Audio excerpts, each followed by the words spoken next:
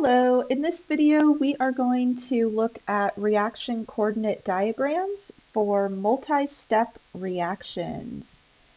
So let's say that we're performing a reaction.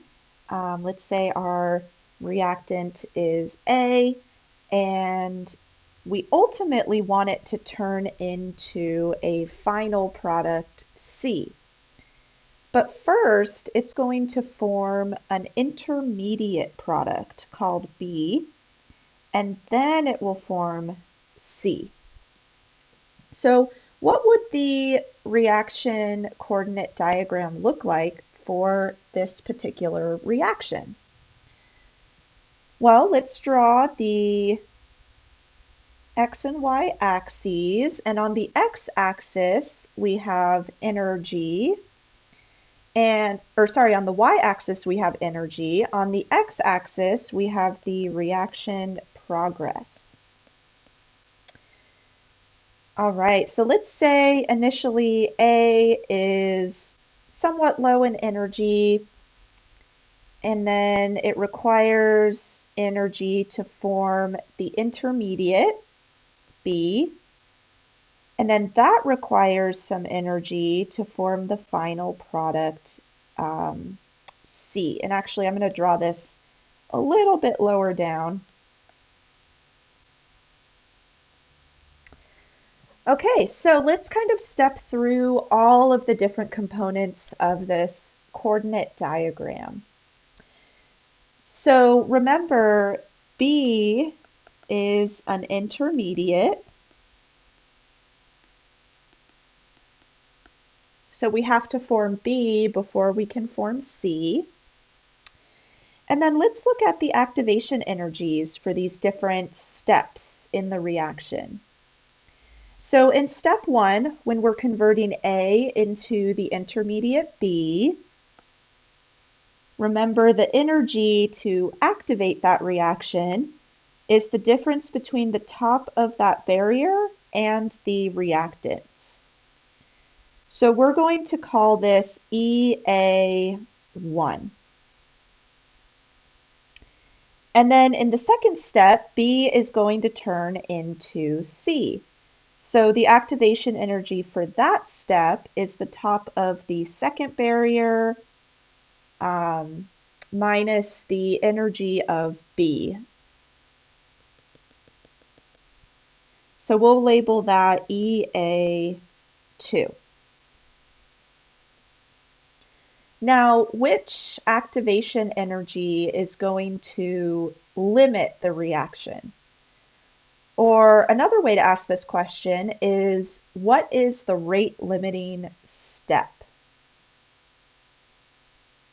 Is it EA1 or EA2?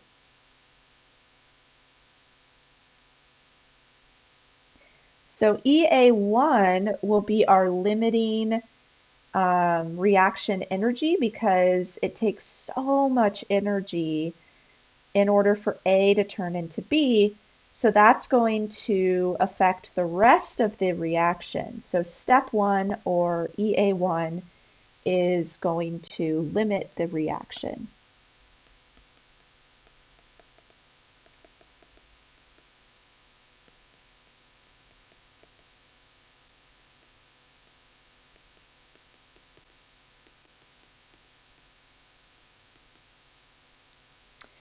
Okay, so now what about those points in between A and B or B and C? What's happening in between those steps? So in between those steps, we're actually forming something called a transition state. And we label these transition states with the symbols I just drew. So we have a vertical line with 2 horizontal lines going through it.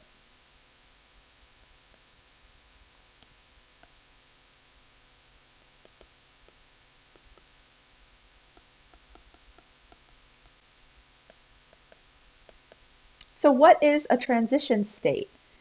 So this is the point at which bond breaking and bond making is occurring. So we have something that kind of resembles the reactants, but also kind of resembles the products. So it's sort of halfway between the two.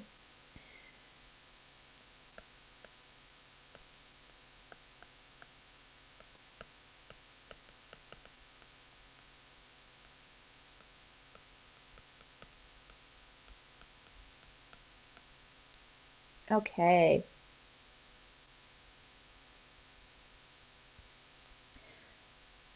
Now, I have another question for you. Do you think that we can isolate an intermediate?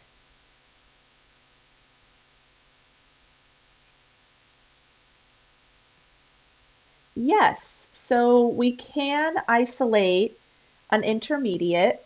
So we could isolate B because it is a fully formed product after step 1. And then it would become the reactant going into step 2. Now, do you think that we can isolate a transition state?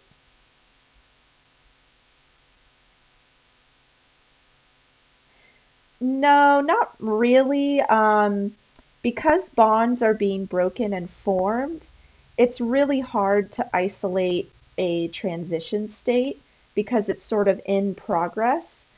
However, there is really high-tech equipment you could potentially use to do that. But for the most part, we cannot isolate transition states. We can only isolate intermediates. Okay, so let's talk about something called the Hammond Postulate.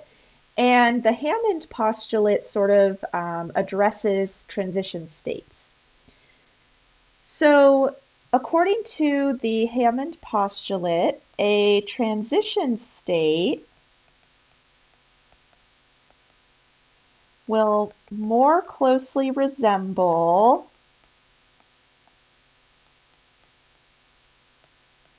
the starting material, intermediate, or product that is closest in energy.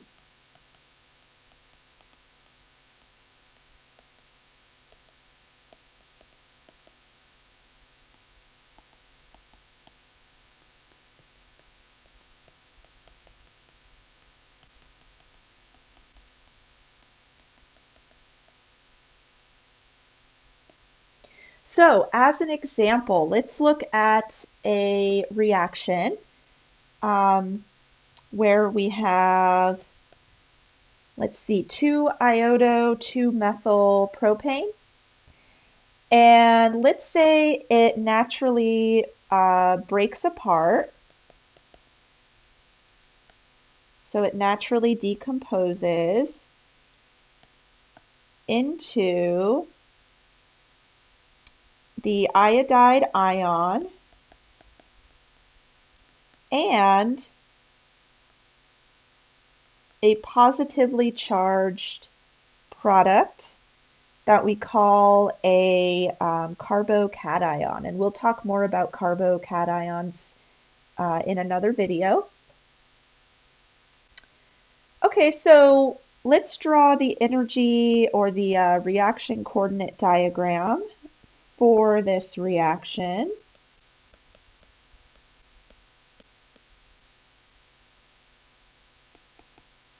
So let's say our reactant is, somewhat stable. And then it goes through an energy barrier to form the products. Now, at that very top point is the transition state. And the transition state is going to look a little bit more like the products because the products are closer in energy to the transition state. So let's kind of draw what that might look like. So we're starting to break that bond between iodine and the carbon that it's attached to. And as a result, we're forming partial positive and partial negative charges. And again, this is our transition state.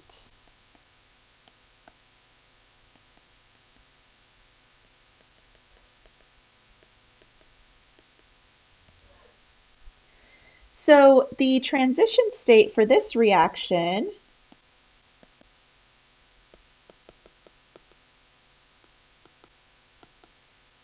is closest in energy to the products.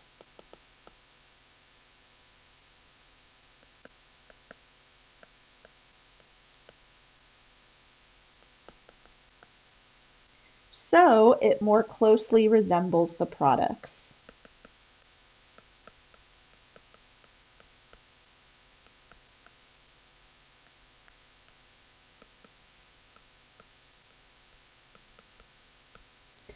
And again, this isn't supposed to be, a trick question or anything. Really, all it is the products are just higher up in energy, so they're closer to the energy of the transition state. And that's why the transition state looks more like the products than the reactants. Now, there will be some reactions where the reactants are higher in energy than the products.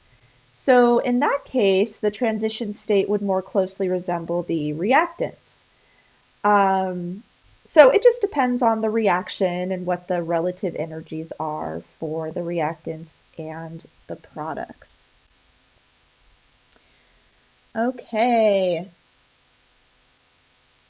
So I think that's it for this video.